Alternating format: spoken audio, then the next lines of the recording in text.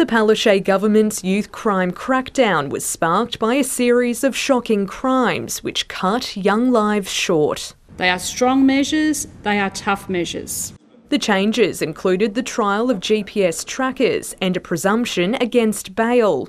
A review by former Police Commissioner Bob Atkinson looking at the first 6 months of those changes was completed in March, and the ABC can now reveal the new bail laws were successful in keeping young people accused of serious offences behind bars.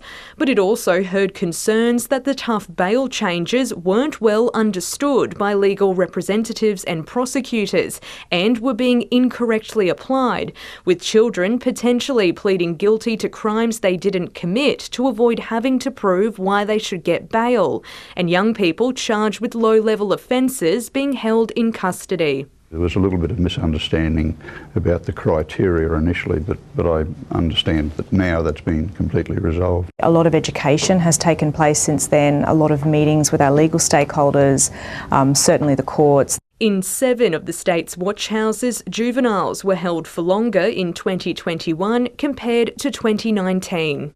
A watch house, whether it's young people or adults, is absolutely only for a short period of time. I don't think there's a quick and easy fix to that, but my sense of it is that everyone involved, police, courts, the youth justice, are keen to minimise the time they spend in watch houses.